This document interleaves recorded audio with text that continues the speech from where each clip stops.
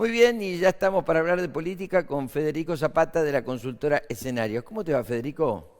Bien, Salvador, un gusto saludarte, un gusto charlar con vos, como Bueno, siempre. me he acordado mucho de vos, bien, porque bueno, un día nos contaste acá de este peronismo, cordobés, en donde eran gente de campo que llegaban a la política y que bueno, el Yarlora era un hombre que había sido intendente en San Francisco, Pacerini, un hombre intendente en Cruz Alta o oriundo de Cruz Alta, hoy intendente Cruz de Alta, intendente. Córdoba, y cómo gente llegada al campo hoy se transforma en dirigente político, un caso que no ocurre en muchas otras localidades o otras provincias argentinas, y una clase política creciente, y a decir verdad, cuando diste tu punto de vista hacia lo que venía de Córdoba, que lo hiciste en forma muy profesional, porque no dijiste va a ganar este, va a ganar el otro, pero en las tendencias se notaba, para dónde encauzaba la conversación, y en verdad se viene dando todo lo que vos venís diciendo. Así que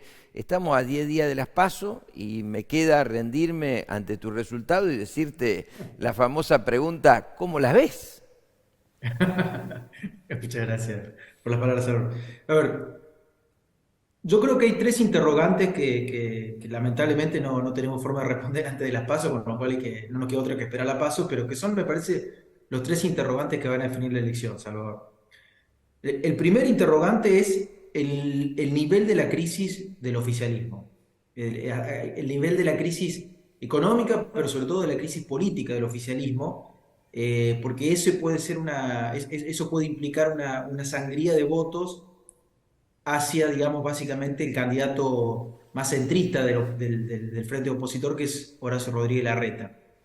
Si eso se llegase a producir, es decir, si la situación económica sigue en esta tendencia, digamos, profunda, digamos, de caimiento a lo largo de las semanas estas que se está notando en el supermercado, la gente define el voto al final, entonces esto que parece una pequeñez no es una pequeñez, es muy importante. De hecho, prácticamente no puede hacer campaña Massa, pero si esto si efectivamente se llega a producir, probablemente tengamos una elección de Juntos por el Cambio por arriba de lo que todos esperamos, o sea, más parecido a lo que, digamos, no sé si en términos numéricos, pero más parecido a lo que pasó en Santa Fe, una elección, digamos, anormal de Juntos por el Cambio, y una elección mucho más competitiva de lo que todos esperábamos de Rodríguez Larreta. Entonces, este me parece que es el primer interrogante de los más importantes que además se vincula con un segundo interrogante que tracciona o que funciona en conjunto, que es entender, que tampoco tenemos dificultades para saberlo de antemano, pero entender si la gente va a votar por el candidato que le produce más esperanza, es decir, por su primera opción, o en contra del candidato que le produce más miedo. Y esto que estoy diciendo también lo subrayo, porque podría eventualmente, por ejemplo, potenciar un voto anti-Patricia Bullrich, digamos, podría de alguna manera converger con esta otra primera dimensión, porque fíjate que son la favorita hasta el momento era Patricia Bullrich, pero estas dos dinámicas que te estoy marcando podrían darle competitividad a Horacio Rodríguez Larreta y podría ser una sorpresa. Entonces ahí tenemos dos dinámicas muy relevantes. Y la tercera te diría que es el famoso interrogante sobre Milei, es decir, si Milei se sostiene en la elección general entre 15 y 20 puntos, o si se desinfla, porque eventualmente si se desinflara, probablemente esos votos van a ir a Patricia Bullrich, con lo cual también harían que la elección de Juntos por el Cambio mejore en su conjunto y le darían a Patricia Bullrich probablemente un spread diferencial para poder imponerse sobre la recta final con la recta. Pero dicho estos tres interrogantes, claramente los tres remiten a Juntos por el Cambio, que es donde se ha trasladado la centralidad. A mí me parece que Juntos por el Cambio va rumbo a ser una muy buena elección, y probablemente digamos, el candidato que logre imponerse en esa elección sea el que mayores probabilidades tenga de quedarse con el botín final, que es la presidencia de la nación. Federico, te lo pregunto ya casi a título personal.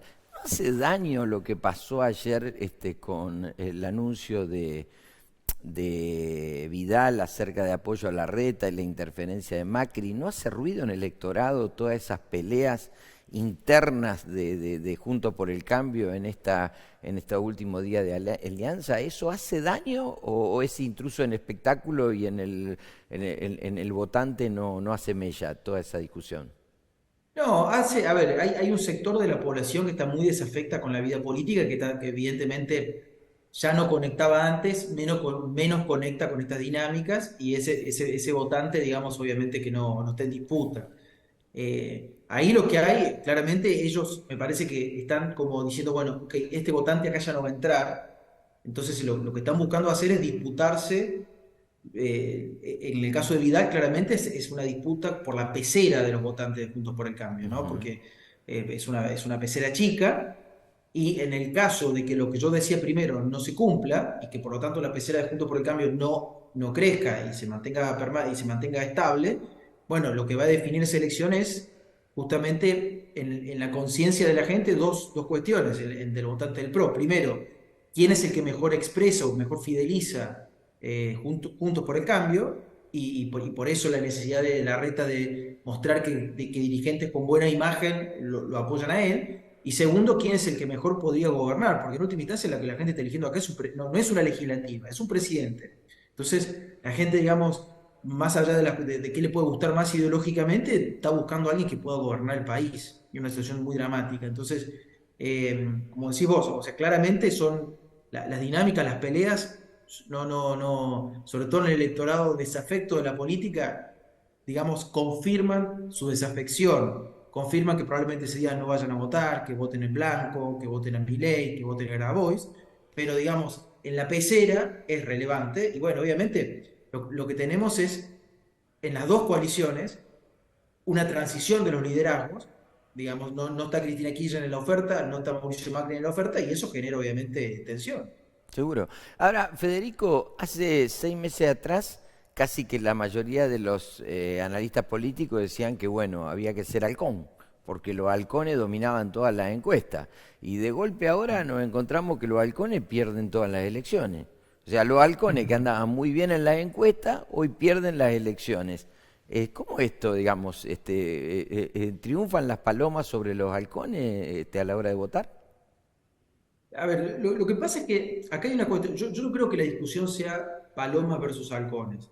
Yo creo que la discusión, y sobre todo en elecciones ejecutivas, y ahí me parece que hay un error en los estrategas que llevan a algunos candidatos a sobreactuar determinadas cargas o atributos, es que en las elecciones ejecutivas la gente le interesa la firmeza, le interesa algunos posicionamientos ideológicos, sí, pero sobre todo le interesa a alguien que le demuestre que puede gobernar. Esta es la gran pregunta que se hace el votante cuando define su voto. No está votando a alguien para hablar en la televisión, un panelista, no está votando a alguien para que lo haga enojar, está votando a alguien que pueda manejar y ordenar el país. Lo mismo pasa en las provincias, está votando a alguien que pueda gobernar una provincia, y lo mismo pasa en los municipios. Ujú. Entonces, la discusión halcones y palomas, cuando se transforma en una especie de vector estratégico central en los candidatos, es un error estratégico, porque, digamos, la sociedad no va a votar por un panelista de televisión. Digamos, la sociedad va a votar por alguien que pueda gobernar. ¿Un halcón puede ganar? Sí, pero tiene que demostrar que puede gobernar. Un no halcón, digámoslo así, puede ganar, bueno, sí, pero tiene que demostrar que puede gobernar. El caso de Santa Fe, digamos, es contundente, digamos. O sea, ¿cuál es el atributo de Puyar? El atributo de Puyar es que es una persona trabajadora y que es una persona que demostró que puede gobernar la complejidad de Santa Fe. El resto parecen todos influencers de televisión, pero ninguno, digamos, ha demostrado credenciales de gobernabilidad. Y la sociedad en las elecciones ejecutivas valora mucho los atributos de gobernabilidad. Dentro de este escenario que vos planteás, hay un gran interrogante que es provincia de Buenos Aires. Yo hablo con algunos amigos, me dicen, mirá, los intendentes tienen más votos que Kicillof y Kicillof tiene más votos que Massa. Digamos, y no hay forma de conectar la cantidad de votos que tiene el intendente para trasladárselo a Massa, o al menos no lo ven hoy. A lo mejor mañana aparece, digamos, y hay un montón de interrogantes en donde parecería que Santilli tiene una ventaja sobre Grindetti, y en donde parecería que Kicillof, que era número puesto, hoy no está en número puesto. ¿Qué estás viendo vos de este gran interrogante que es provincia de Buenos Aires? Ahí lo que tiene la provincia de Buenos Aires es la mecánica electoral, que para el que no vota en la provincia de Buenos Aires, es una boleta inmensa donde en el medio está el gobernador. O sea que cortar esa boleta es casi una tarea de un ingeniero industrial. O sea, es una cosa, no. Claro, entonces son elecciones que por más que uno haga la encuesta y diga, che, ojo que Kicillof mide bien, lo que tiene que medir bien es arriba el candidato, la oferta nacional, porque la oferta nacional es la que te termina traccionando para abajo la boleta. Entonces, en esa dinámica, vos estás marcando si efectivamente... Sí. Perdóname que te interrumpa. Dentro de esa boleta grande que yo no la conozco, claramente, por eso te lo pregunto, ¿está también el presidente? Exacto, es un bodoque así, que está primero el presidente y después empiezan las Parlasur, una cantidad de... Es un choclo. La próxima vez que venga una entrevista te la voy a traer, la voy a mostrar para que vean ustedes una cosa que no se Buenísimo, puede creer. Claro, pero eso hace, ese pedazo de boleta hace que la elección nacional sea determinante para la elección de la provincia. claro. Entonces, si lo que vos estás marcando, que yo también lo escuché por boca de intendentes de la tercera sección electoral, es así, y la boleta nacional no está traccionando, y la boleta provincial está traccionando, o sea, la oferta provincial tracciona un poco más que la nacional, pero menos que la boleta municipal. Bueno, si eso es así, bueno, ahí lo que vamos a tener, sobre todo en la tercera sección, es corte de boleta, impulsado por los intendentes peronistas que se sienten en buena sintonía con Santilli, no tendrían problema en tener a Santilli gobernador, porque Santilli, después de todo, es un peronista pragmático, que digamos con el que tendrían probablemente hasta mejor diálogo que con Kicillof. Y bueno, y ahí ya, digamos, si eso ocurre, el oficialismo tiene un problema muy serio, porque probablemente la elección nacional sea mala y la elección provincial, que todo el mundo la daba por ganada, se complique. Para tomar decisiones, en algún momento hay que pasar de la teoría hacia la práctica. En el posgrado de agroeducación te brindamos todas las herramientas para que logres llevar esto a la día a día de tu compañía.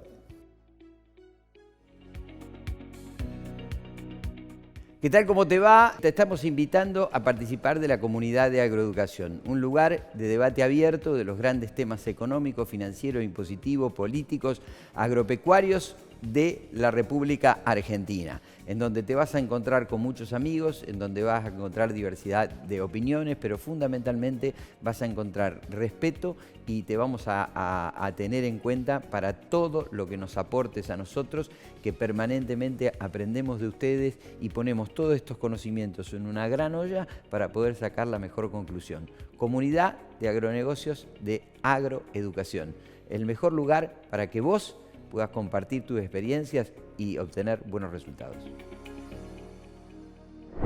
¿Vos creés que, viste lo que dijo Pañi el lunes pasado, no sé si lo escuchaste o no, que Pañi dice que hay muchos candidatos del PRO que son peronistas que ahora se pasaron al PRO y que eso se debe a que hubo un poder de veto muy fuerte dentro del peronismo y que hoy muchos peronistas se fueron al PRO y hoy prácticamente ganan provincia, como el caso del candidato que triunfó en Chubut. ¿Vos lo ves así, como que el peronismo en los últimos años estructuralmente expulsó a mucha gente y hoy el PRO es en parte una consecuencia de ese proceso de expulsión de dirigentes que tuvo el peronismo? No tengo dudas, no tengo dudas. Pensemos que mirá, me voy a ir a la historia, pero en el año 99, cuando se discutía la oferta del 98-99, cuando se discutía la oferta electoral del peronismo, la sucesión, digamos, la posibilidad de un mandato que sucediera en Menem, recordemos que Menem había hecho su primer mandato, segundo mandato. Bueno, una de las grandes discusiones era si el candidato del peronismo no era Macri.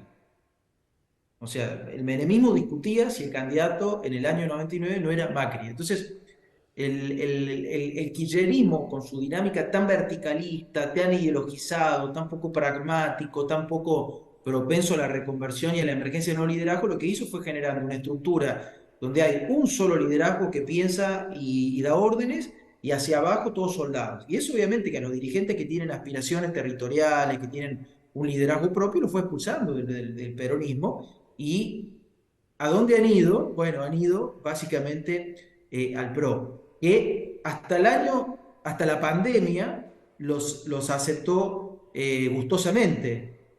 Repito, Macri no era el peronismo, pero era muy cercano al peronismo, Santilli, Rodríguez Larreta, Pichetto, que Macri lo sumó a su fórmula electoral en el 2019. Después de la pandemia, como Milei, digamos, corrió la agenda política, ha empezado como una especie al interior del PRO, como una especie de motorizado por sectores, digamos, muy extremos de de antiperonismo, digamos. Para mí es un error garrafal, digamos, que el peronismo, si uno quiere, si Juntos por el Cambio pretende suplantar al peronismo como el partido del orden, no es yendo contra el peronismo, es justamente comiéndose los mejores resortes del peronismo, que es lo que ha demostrado la saga de elecciones provinciales. O sea, Orrego peronista se gana San Juan, Poggi peronista se gana San Luis, Figueroa MPN se gana Neuquén. O sea, no es contra el peronismo, y en ese sentido me parece que Larreta obviamente lo ha explicitado, pero yo, si ganara la Bullrich, no estoy tan seguro de que Bullrich,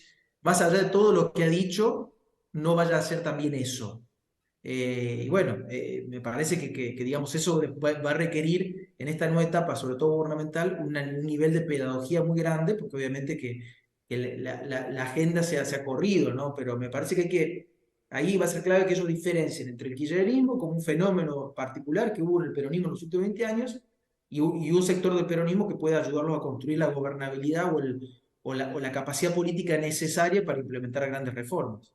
Abuso un tiempito más. Suponete que pierde Massa. ¿Nace un nuevo peronismo? Una pregunta, digamos, contrafáctico, no sabemos si eso va a ocurrir o no. No dije pierde Massa y nace no. Supongamos que pierde Massa. ¿Nace un nuevo peronismo?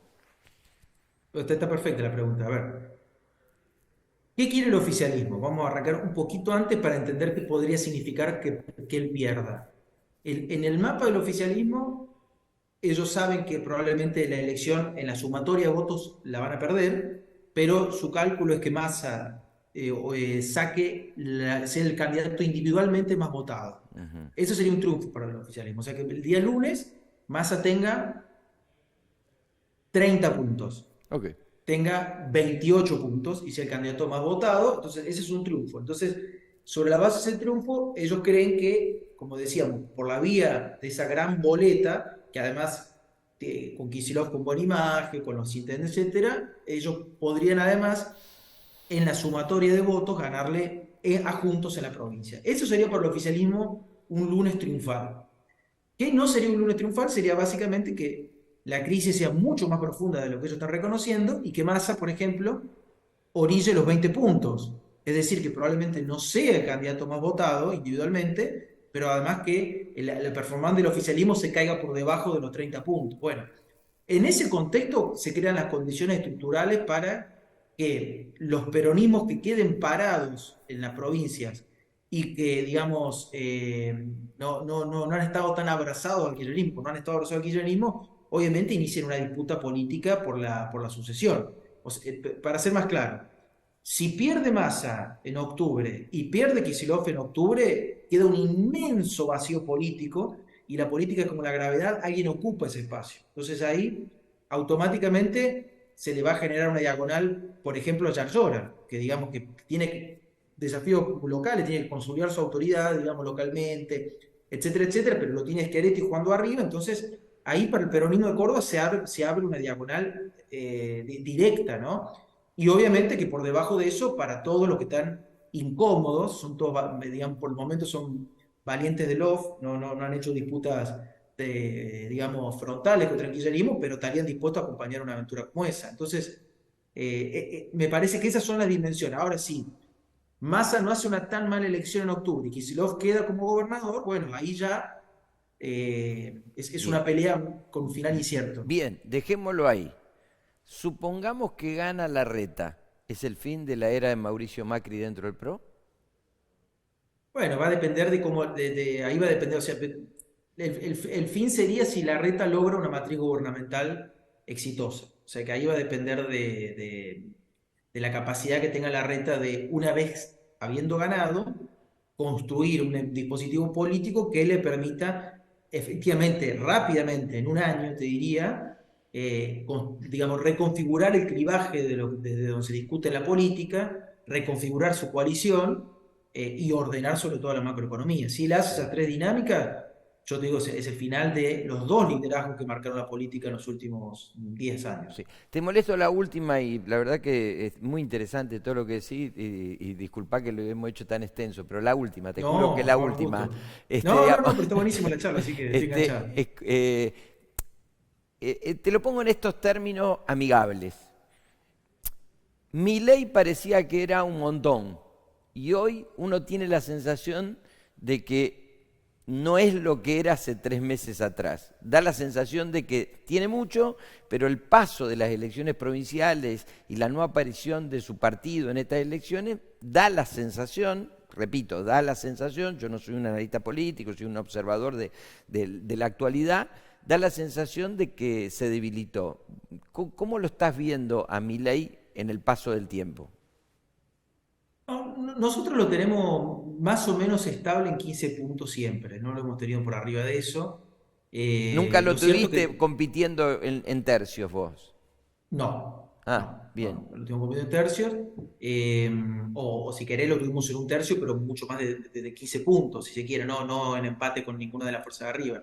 El problema que tiene todas las mediciones, incluso la nuestra, obviamente, es que está muy difícil que te contesten los jóvenes y está muy difícil que te contesten los pobres y muy difícil que te contesten los jóvenes pobres, ¿no? Entonces, eso eventualmente, ese problema, ese sesgo que tenemos para medir, probablemente podría ser un factor que explique que él tenga una mejor elección de la que nosotros estamos esperando. Yo creo que Milei, de todas maneras, la elección se va a definir en función de un segmento del votante de Milei que, como está viendo que la reta puede ser más competitivo de lo que esperaban, así como hay votantes que creen que van a ir a votar de peceras de otras coaliciones al interior de Juntos por el Cambio para que pierda Patricia Bullrich, puede haber votantes de Milei que definan votar a Patricia para que pierda la reta.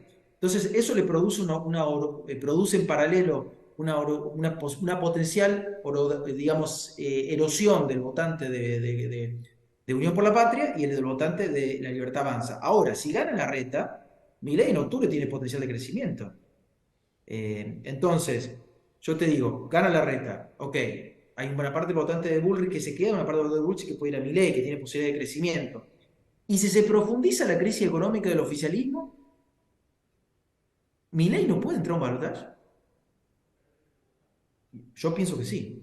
Entonces, está muy abierto hoy el escenario político. Vamos probablemente a la elección PASO más relevante que hayamos tenido en la historia de las PASO, la más competitiva que hemos tenido en la historia de la PASO, y probablemente la menos predecible, porque es una elección donde el votante en las últimas 48 horas va a tomar decisiones menos condicionadas por su posicionamiento previo y más estratégicas para definir lo que va a ser la oferta final de octubre. Entonces la elección es una moneda en el aire, como veníamos La moneda diciendo. está en el aire. Exactamente. Federico, un gran abrazo, muchas gracias por la generosidad de tu tiempo y bueno, te vamos a ir molestando, pues sos bastante bueno, así que ¿qué querés que te diga? Muchas gracias. Gracias. Abrazo grande, Salvador, a todos allá. Bueno, nos vamos. Abrazos. Federico Zapata, de la consultoria Escenarios.